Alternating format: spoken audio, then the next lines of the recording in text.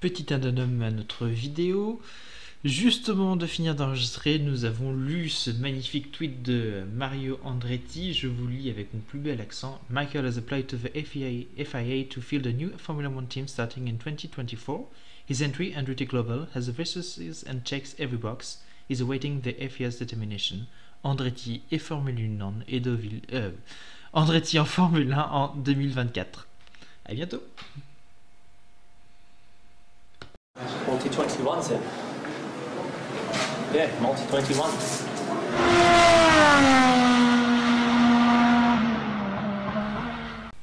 Bonjour à toutes, bonjour à tous et bienvenue dans une nouvelle preview de saison 2021. Aujourd'hui, nous faisons la preview de l'IndyCar et donc je suis forcément avec Clyde du Givellement. Salut Clyde. Salut.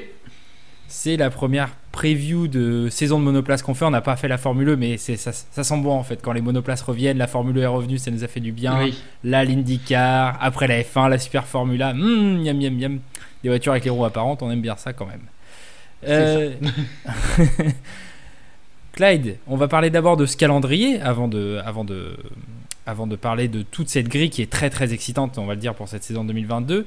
Et un calendrier avec une première course la semaine prochaine, au moment où on enregistre, la semaine où vous écoutez, au moment où sortira cette émission, à Saint-Pétersbourg, le retour de Saint-Pétersbourg en manche d'ouverture. Et un calendrier, je vais te laisser en parler parce que je sais que tu continues ton combat pour plus d'ovales en IndyCar. Bah oui, un calendrier qui reprend dans les grandes lignes le calendrier de la saison dernière, puis qui confirme la tendance qu'on avait depuis plusieurs années, avec moins d'ovales malheureusement, mais quand même des circuits assez intéressants. Alors peut-être pas Nashville, mais toujours Mid-Ohio, Laguna Seca, ce genre de circuits qu'on aime toujours voir.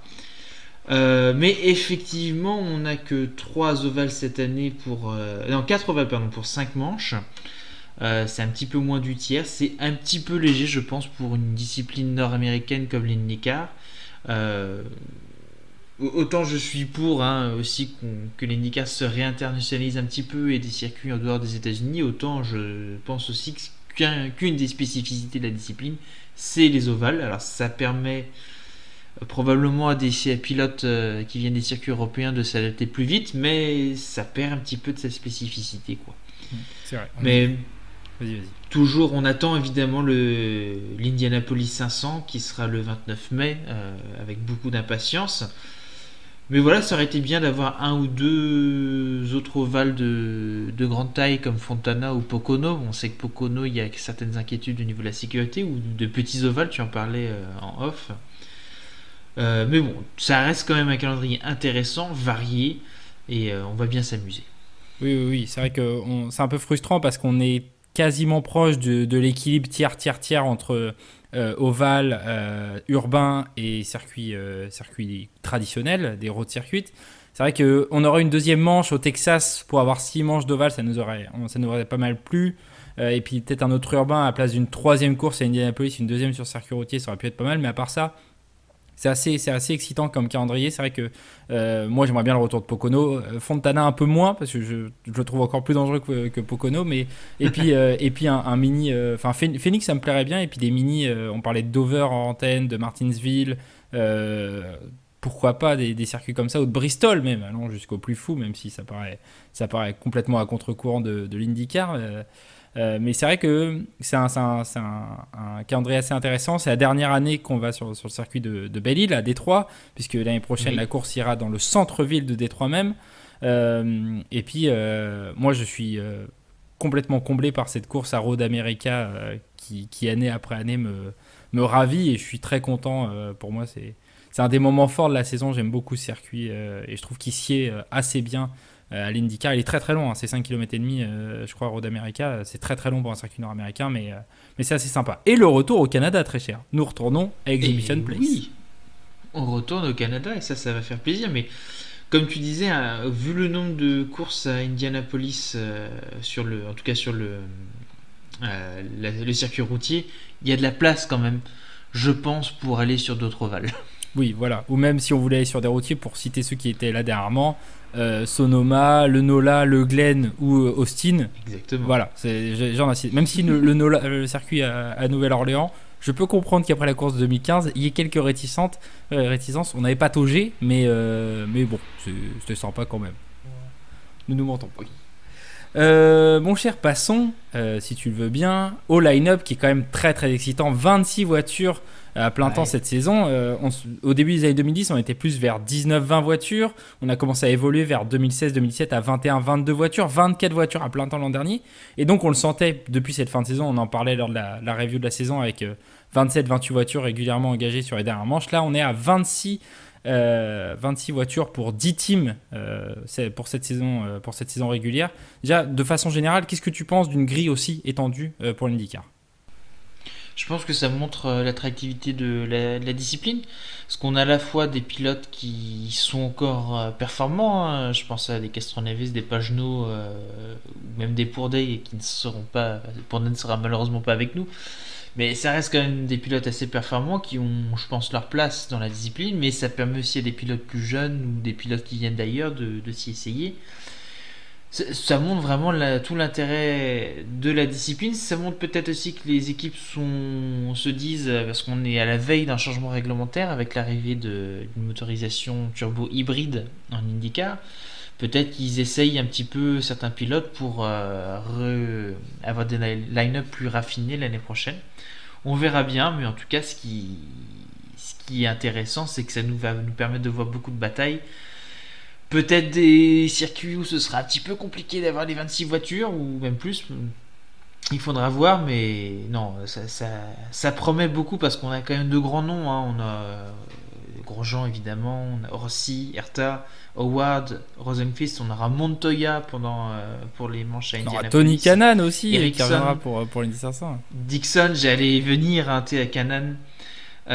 Sato qui passe chez Daikon Racing. On aura Vickey, Ed Carpenter pour l'Indianapolis 500, Ilott, Castroneves, Pagenaud, Ral, enfin que des grands noms, Newgard, et puis évidemment les Penske.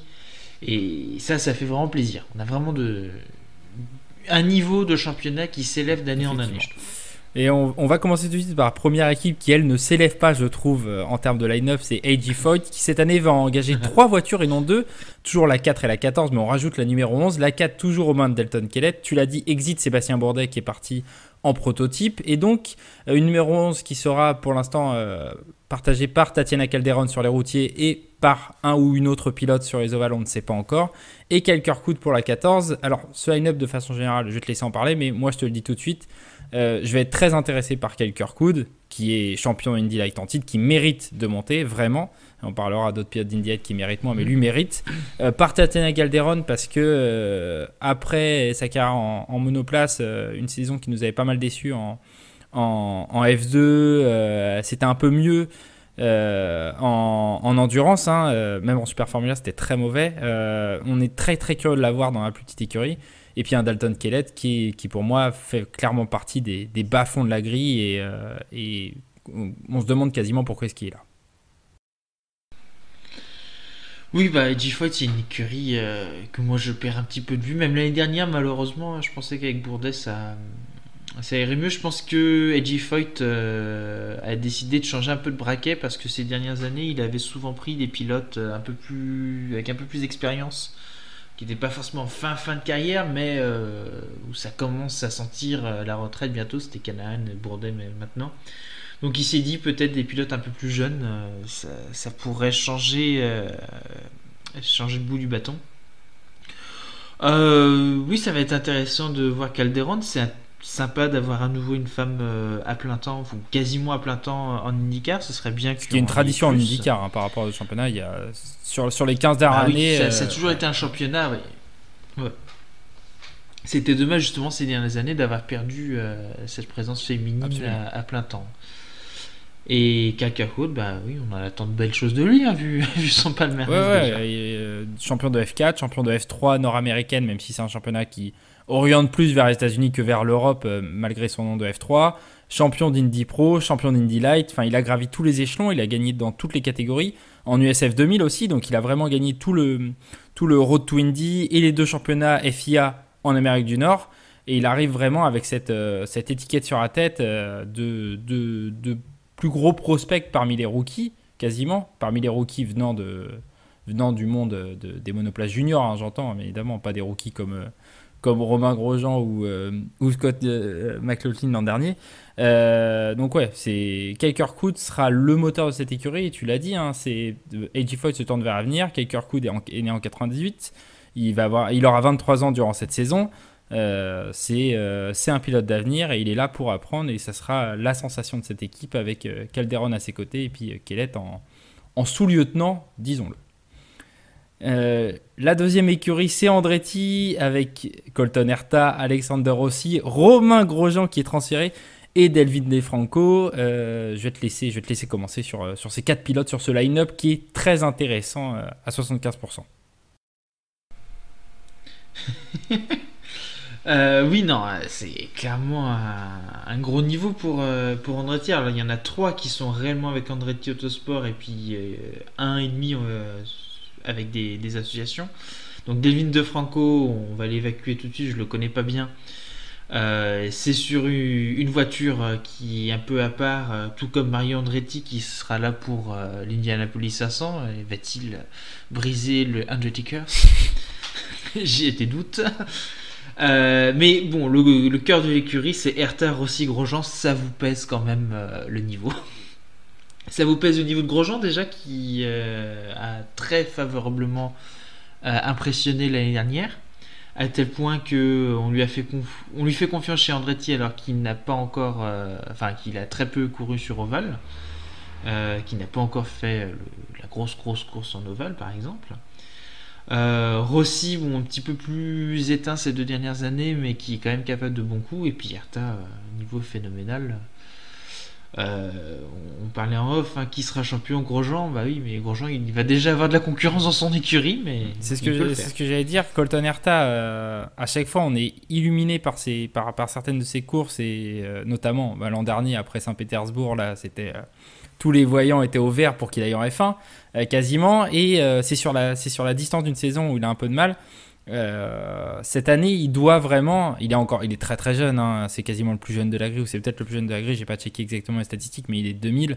Mais cette année, il doit vraiment devenir le patron de cette équipe et prendre tout de suite les commandes par rapport à un Alexander Rossi qui est un très bon lieutenant et qui fait parfaitement le taf. Est-ce qu'Alexander Rossi peut se battre pour le titre? Je sais pas, peut-être, hein, il nous avait quand même fait des belles saisons. Je pense qu'il en a la capacité, mais il avait plus de mal ces dernières années. Il n'est pas sur la même pente, mais ouais, Colton Herta pour moi doit prendre le lead de cette équipe avant que Romain Grosjean ne se fasse la main sur les ovales, parce que là, on l'a vu l'an dernier, hein, sur le seul circuit où vraiment il avait un semblant d'habitude qui était Indianapolis, qui ressemblait à un circuit européen. Il était très très fort. Après 2 ou 3 saisons dans les pattes sur tous les circuits, il sera vraiment vraiment très très fort, et il va faire mal.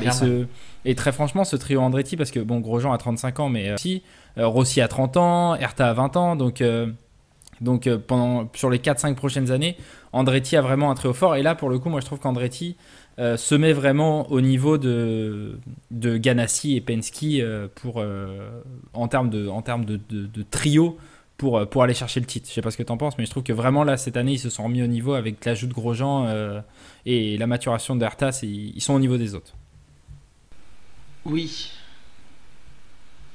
Oui, ça faisait longtemps qu'on disait qu'Hunter Ray avait besoin de changer d'air. Bon, il change tellement d'air qu'il sera pas sur la grille l'année prochaine. C'était ton combat.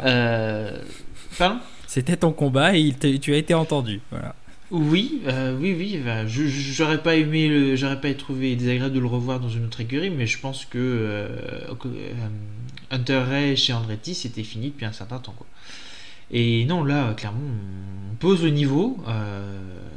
On se prépare pour cette année, évidemment, mais pour les années suivantes, je trouve quand même que le line-up Andretti a, en général, été assez bon ces dernières années.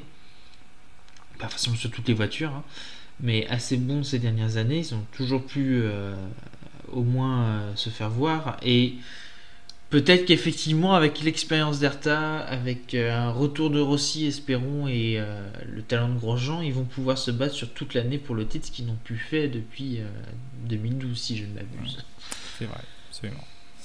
Et puis, dernier pilote du coup de cette équipe, c'est Delvin DeFranco. Alors, Delvin DeFranco, il avait un peu couru en Europe il y a quelques années en Euro Formula Open, qu'il a petit F3, hein, vraiment des championnats d'Europe de F3.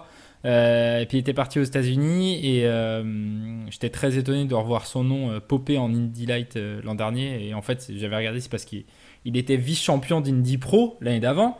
Donc je me disais, tiens, peut-être qu'il a enfin un niveau convenable. Et sa saison d'art d'Indy Light m'a pas du tout convaincu.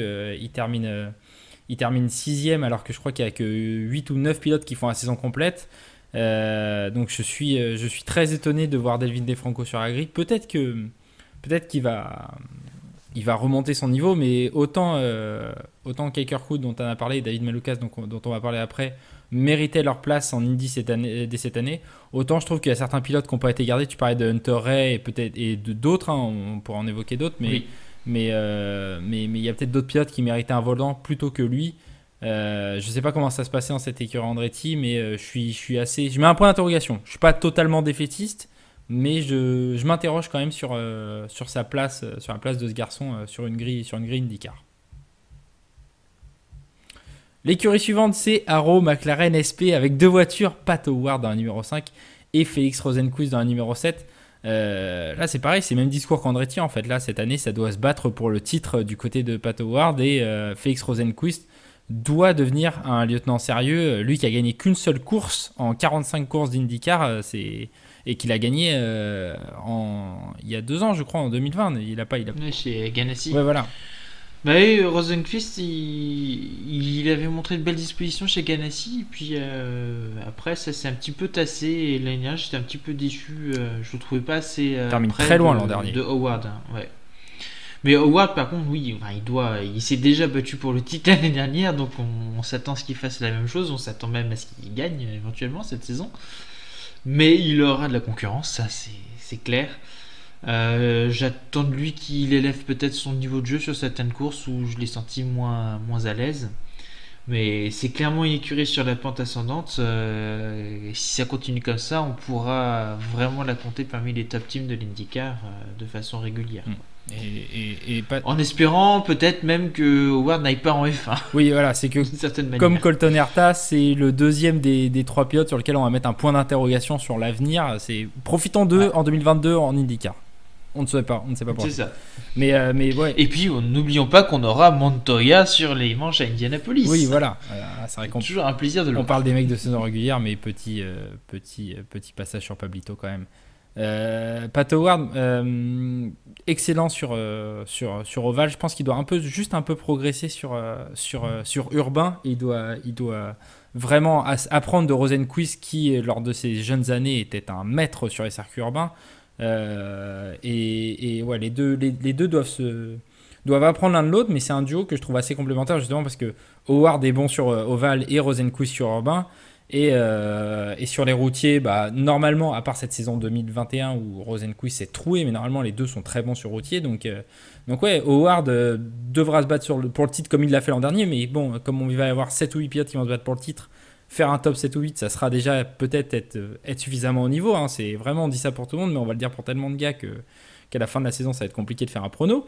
Et Rosenqvist, moi je veux juste voir, je suis très curieux de voir comment est-ce qu'il va se remettre après une excellente saison, une excellente première saison rookie, une un peu moins bonne deuxième saison, mais où il avait gagné, et une vraiment mauvaise troisième saison, et sa pente n'est pas bonne. J'attends de voir vraiment Rosenqvist. Je suis curieux parce que je suis pas sûr que McLaren restera très longtemps avec lui si vraiment il continue dans ce niveau-là, et ça serait dommage parce que c'est un très beau volant IndyCar quand même d'être chez McLaren pour l'instant.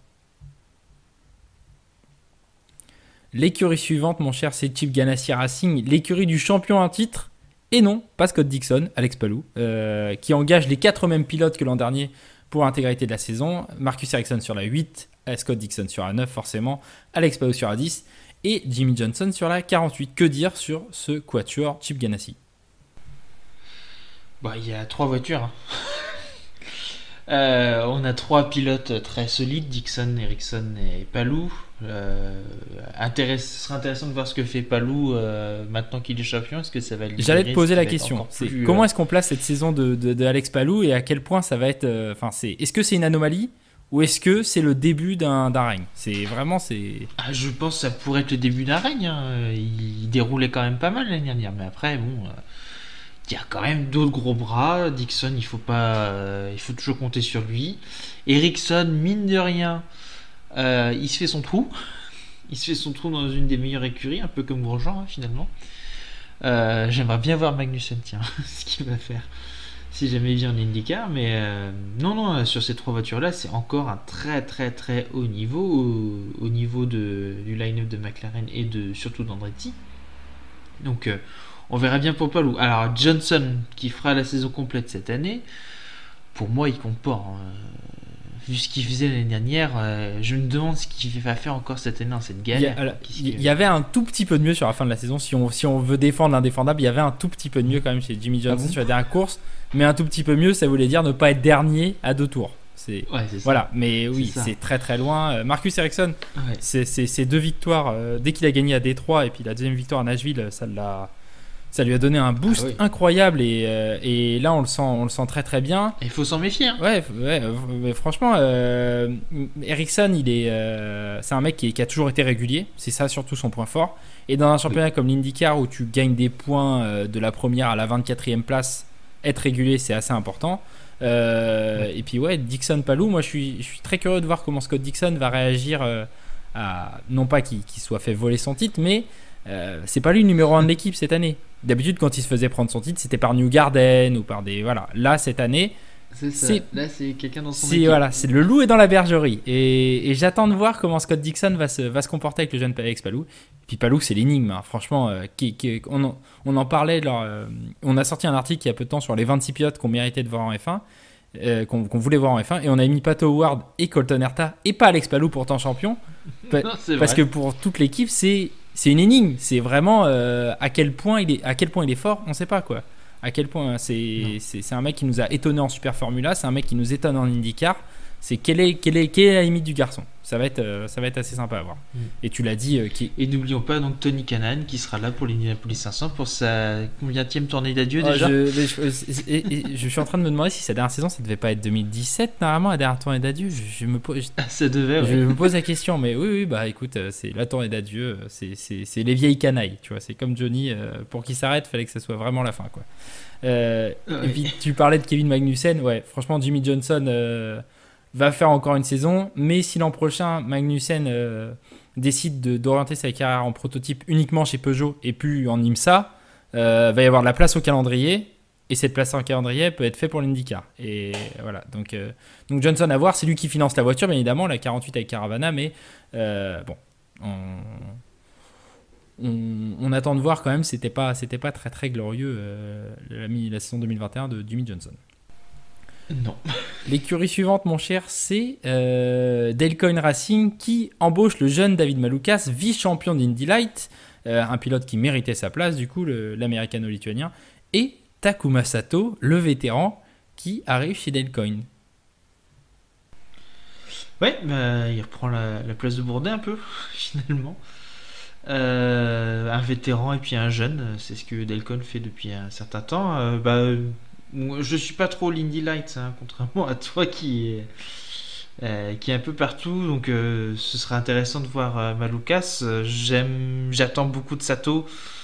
Comme d'habitude, hein, Sato c'est un pilote que j'aime beaucoup, qui est capable qui est pas régulier, qui sera jamais champion nulle part, mais qui est capable de faire de très bonnes courses là où il faut.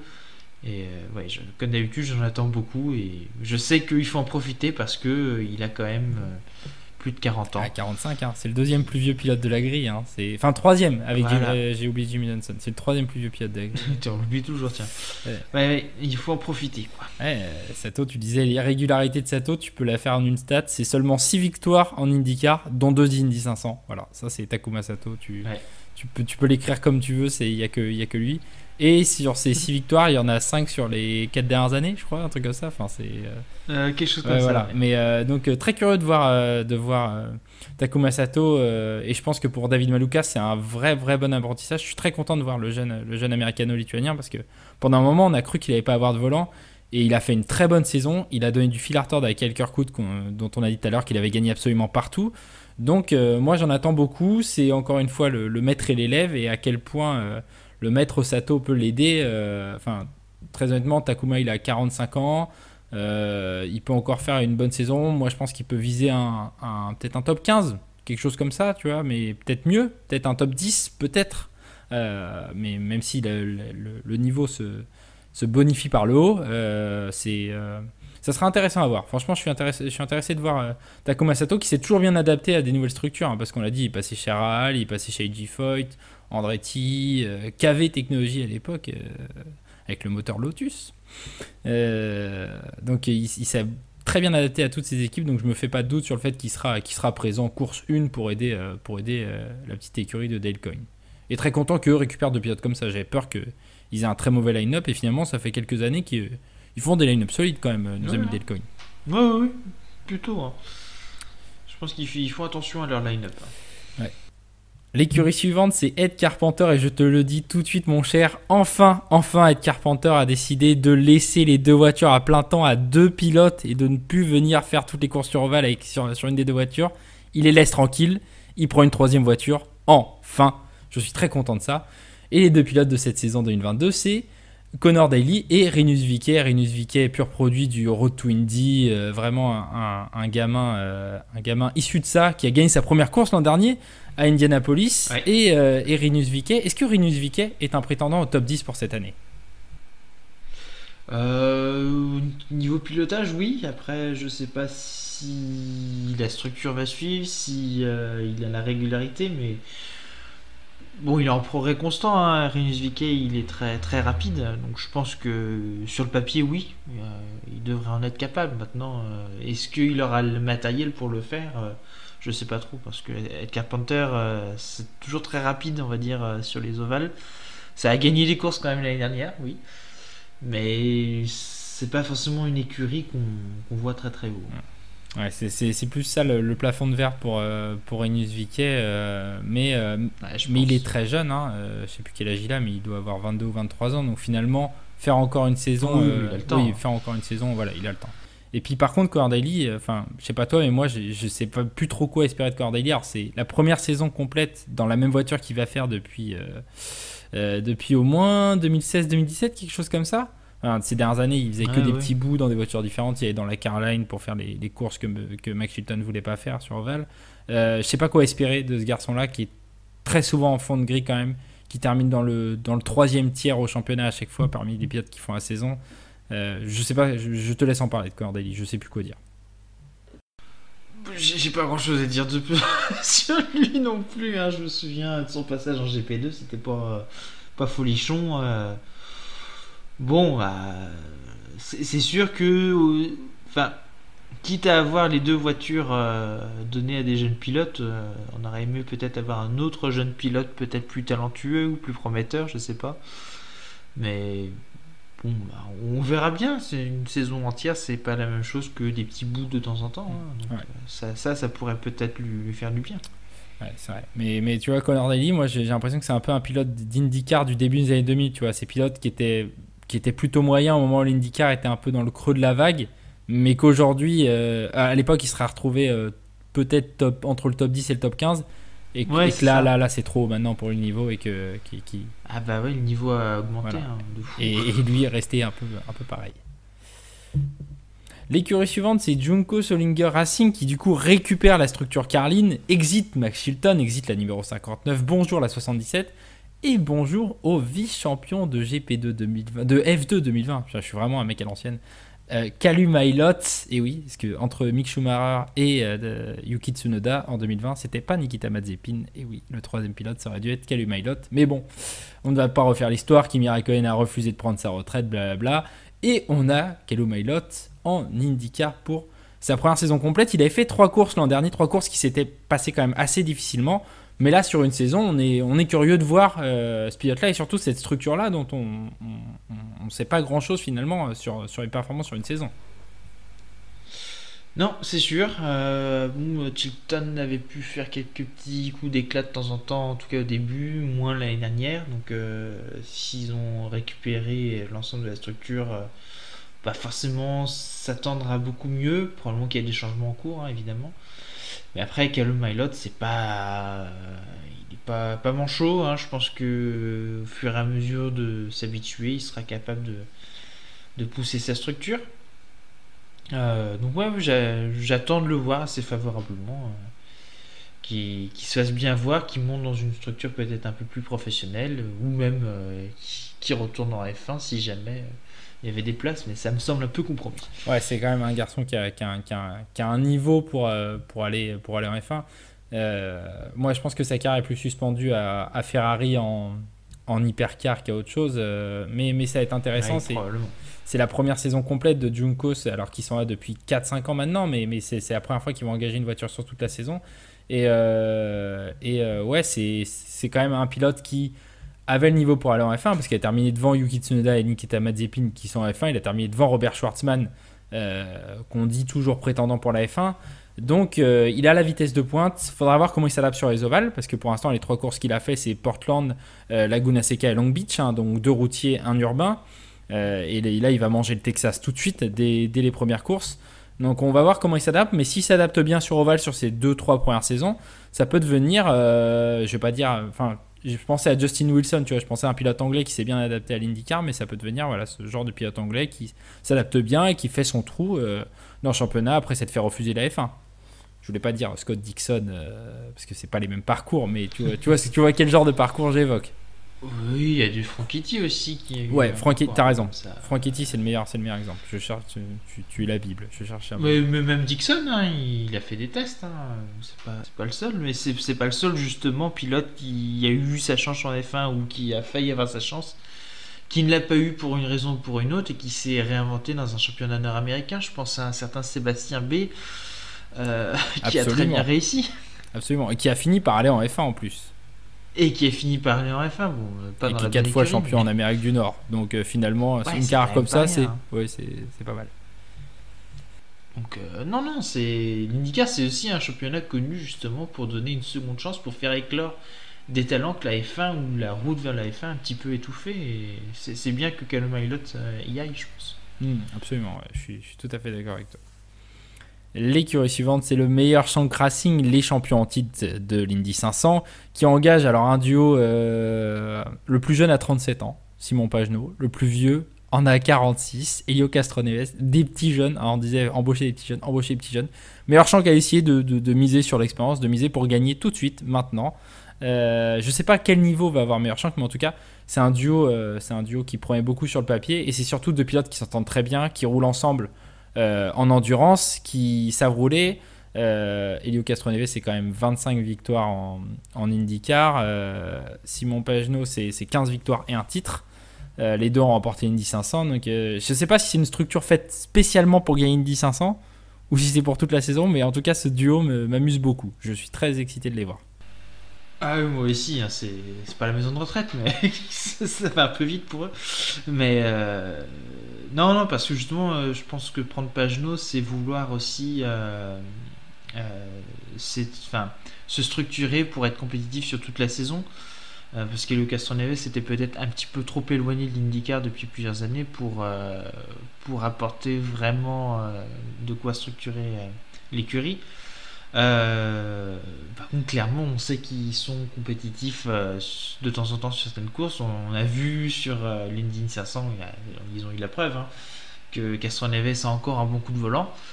Donc oui, bon, je m'attends pas forcément à les voir tous les deux dans le top 10 régulièrement, au moins pour cette saison-là, mais je m'attends à les voir de temps en temps. Oui, voilà, ouais. Et puis on sait que sur des courses en particulier, contrairement à d'autres pilotes qui ont pas encore gagné, eux ont l'expérience pour faire le taf si à un moment la victoire se propose. Et tu l'as dit, hein, Simon Pagenaud qui sort de la plus grosse structure, Penske, qui sort d'une structure à 4 voitures qui est à plein temps depuis 2011, 2012, je ne veux pas dire de bêtises, mais depuis 2012. Depuis 2012, donc ça va pendant 10 ans, ça va faire sa 11e saison à plein temps. Ouais, il a clairement l'expérience pour aider Meyer Shank à évoluer et à devenir un team, comme ils sont devenus un team en endurance, un team très très très fort et ouais, eux. Et il est capable de gagner des courses. Hein, absolument, ouais. C'est un team qui est capable de gagner des courses dès cette année, qui est capable de placer un pilote dans le top 10 à la fin de la saison sans problème. L'avant-dernière écurie, RAL Letterman Lanigan Racing, avec Graham Rahal qui a signé jusqu'en 2000 beaucoup. Ça doit être jusqu'en 2023, quelque chose comme ça. Enfin, il avait un deal de 5 ans, quelque chose comme ça. Et pour l'accompagner à ses côtés, dans un numéro 30, Christian Lundgaard, notre dernier rookie, et Jack Harvey. Alors, bon, on va commencer par... je ne sais pas par qui tu veux commencer parmi ces 3 pilotes. Je te laisse commencer. Ouf, Rahal, qu'est-ce qu'on peut dire, hein. De toute façon, il est un petit peu inamovible, hein. C'est le fils du patron, mais c'est pas une tanche, hein. Oula, non, bah non, il avait commencé à quel âge à 18 ans, quelque chose comme ça en Champ Car. Enfin, c'est un garçon qui est là depuis très longtemps et qui a toujours été au niveau. C'est un très bon. C'est limite presque dommage. J'aurais bien aimé le voir dans une écurie comme Penske ou comme Ganassi. Parce que voilà, Letterman Lanigan, c'est pas forcément une écurie qui est capable de jouer un championnat. Mais il est capable de gagner des courses et je pense que ça lui suffit. C'est très très bien.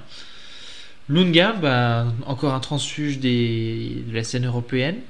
C'est pas forcément un pilote qui m'avait beaucoup impressionné en F2, mais on va bien voir. Ça va être intéressant de le suivre. Et Jack Harvey, on le connaît. Pas forcément un pilote dont j'ai beaucoup de souvenirs alors qu'il court depuis un certain temps. Mais voilà, c'est encore une écurie, peut-être plus maintenant que quand Sato y courait encore. Hein. Une écurie qui est tournée autour de Rahal plus qu'autre chose. C'est vrai que Rahal, c'est des top 10 très réguliers à la fin de la saison depuis des années. Jack Harvey, écoute, moi je trouve que pour un mec qui était dans une structure meilleur champ, qui a une voiture, et Max Chilton a beaucoup témoigné sur quand t'as qu'une seule voiture, à quel point c'est compliqué de t'en sortir. Avait fait des plutôt bons résultats, notamment l'an dernier, donc je trouve que c'est mérité pour lui d'avoir une chance dans une structure à pas mal de voitures. Et Christian Lundgaard, écoute. On en parle souvent avec Louis. C'est quand même un pilote qui avait commencé très très fort, hein, qui était double champion de F4 la même année dans les championnats jumeaux russes et espagnols, qui avait fait une très solide saison en Eurocup, et puis arrivé en F3, c'était déjà un peu moins bien. Et au lieu de rester une deuxième saison en F3 pour se calmer un petit peu, il avait sauté tout de suite le pas en F2 en 2020 et il avait noyé dans l'ensemble de la saison.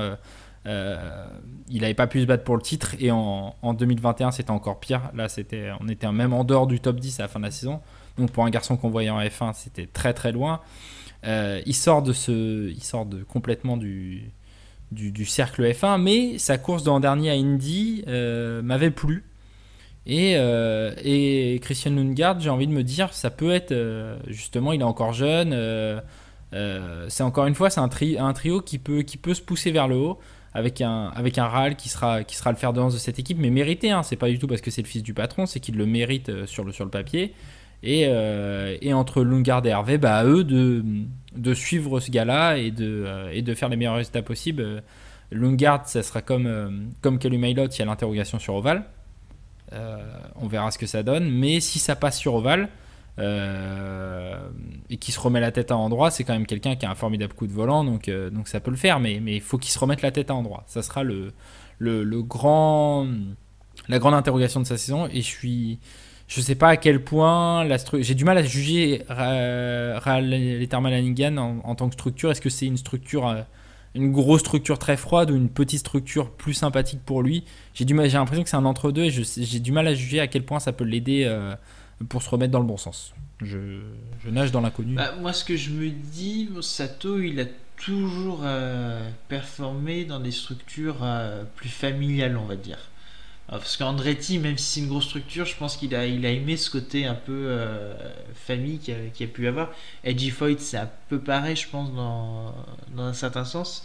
Et il s'était bien adapté à Letterman Racing. C'est un endroit où il se sentait bien.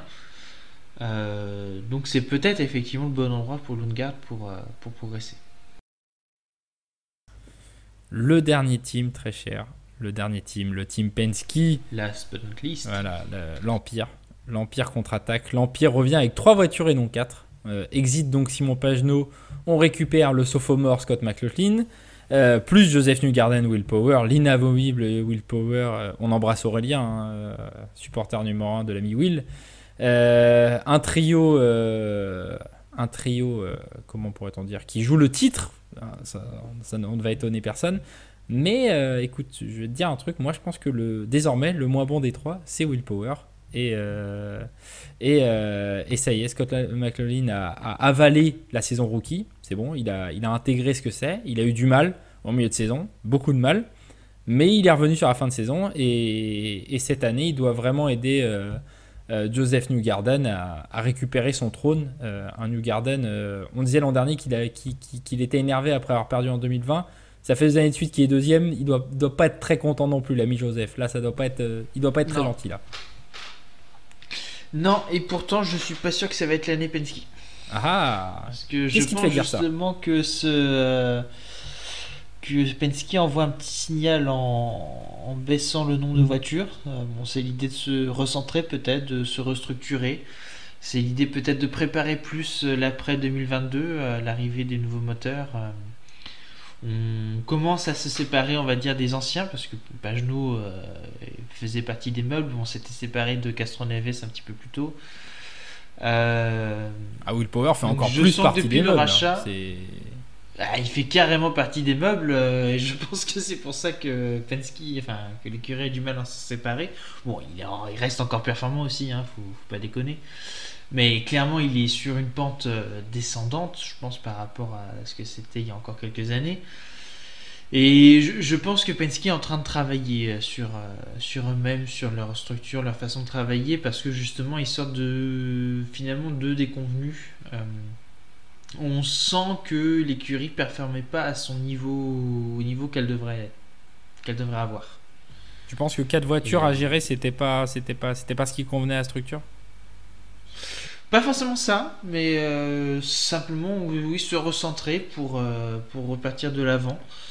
Je pense que Penske a démontré qu'elle était capable de gérer 4 voitures. Après, le dernier titre, il date d'une époque à 3 voitures, c'est Newgarden en 2019. C'est vrai. Et c'est vrai aussi qu'entre-temps, il y a eu le rachat de la discipline. Peut-être aussi. Que c'est un petit peu éparpillé, que les esprits n'étaient pas aussi concentrés. On a perdu le captain qui n'est plus... qui n'agit plus au jour le jour dans l'écurie. Ça a pu aussi jouer un rôle. Donc pour moi, c'est une saison de transition pour Penske. Je le vois comme ça, peut-être qu'ils vont me faire mentir, mais je les vois bien faire une saison de transition pour repartir de l'avant d'ici 2023, peut-être avec 3 voitures encore, peut-être avec 4 ou au moins 4 sur certaines courses. Mais je les vois pas encore à leur meilleur niveau, un peu à l'instar de Ferrari ces 2 dernières années, quoi. On travaille, mais dans l'ombre. Après, je sais pas à quel point Joseph Newgarden peut assimiler ça. Ça c'est autre chose. Voilà, c'est que Scott McLaughlin, il vient d'arriver, il va rentrer dans le truc. Will Power, il fait partie des meubles, il ira gratter sa victoire par saison comme il le fait depuis qu'il est dans la discipline.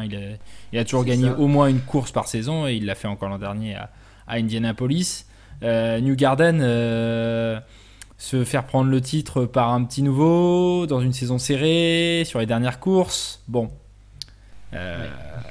il n'est pas trop aimé se faire prendre le titre par Scott Dixon en 2020 et son début de saison 2021 était très très solide en dehors de la première course à Alabama où il est victime d'un crash. Bon, ça on n'y peut rien, mais après c'était très solide et ouais, cette année, moi, je sais pas à quel point lui va pouvoir gérer ça.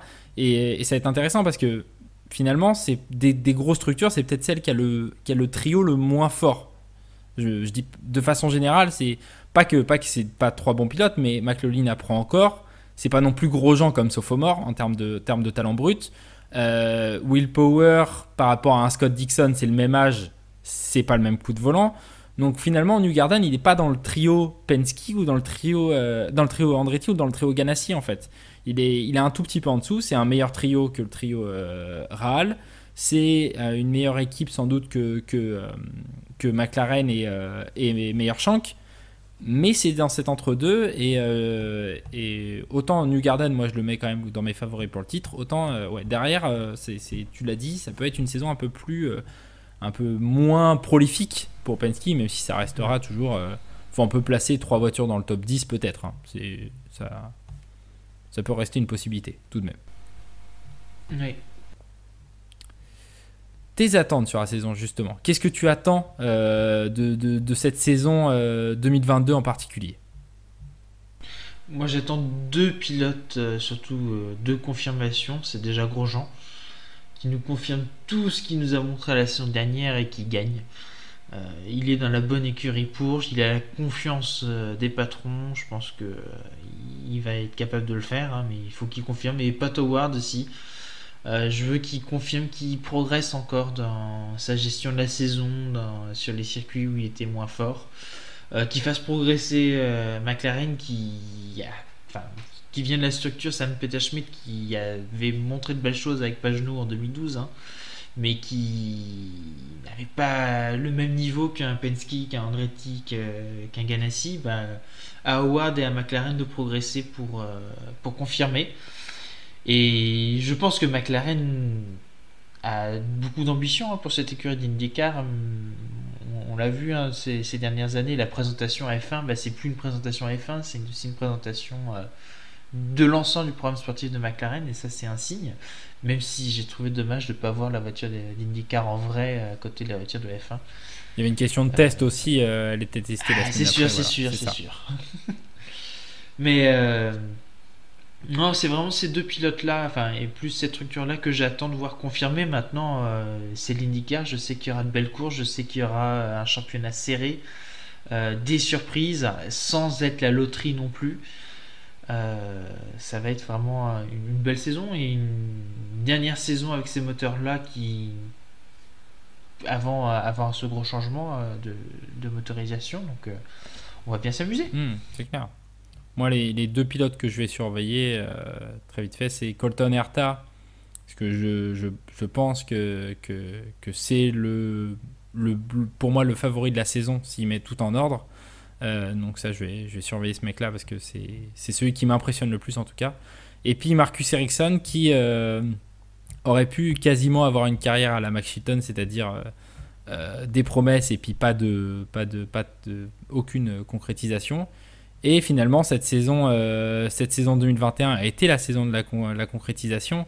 Et par deux fois, alors la première fois à Détroit, pas par chance, mais c'était un peu tombé dessus. Et puis la deuxième fois à Nashville, avec en plus un podium à Mid-Ohio avant, là il a vraiment confirmé. Et j'attends de voir à quel point où cette confiance peut l'amener en 2022. Je vais te laisser me donner ton top 3 de la saison du coup. Alors,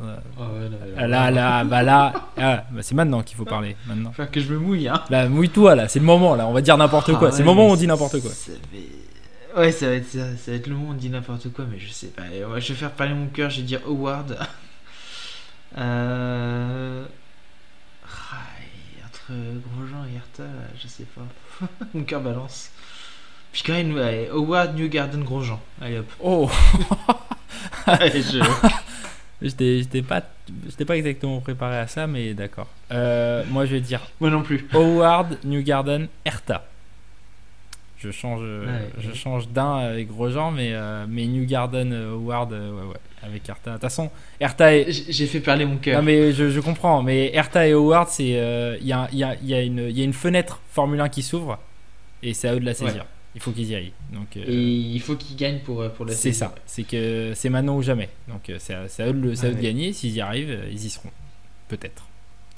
Donc ouais, ça va être. En tout cas, je pense qu'on peut dire qu'il y a au moins une dizaine de pilotes qui nous excitent et qui peuvent vraiment se battre pour le titre. Quasiment. Voilà, on a dit les 4 qu'on a dit, mais on peut rajouter du coup forcément Scott Dixon. On a dit peut-être Marcus Ericsson, Alexander Rossi s'il se remet dans le bon chemin. Un mec comme Simon Pagenaud sera dans le top 10. Un mec comme Graham Rahal sera dans le top 10. Enfin, c'est... Oui. On en a pas mal quand même. Il y a du niveau. Il y a du niveau. Il y a du niveau. On a hâte en tout cas de cette saison qui va commencer donc dans les rues de Saint-Pétersbourg et qui va se terminer à Laguna Seca. Merci Clyde pour cette longue vidéo de présentation. C'était très sympa. Merci à toi. Et puis on se dit à bientôt pour une prochaine vidéo de Mute 21. Salut. À bientôt.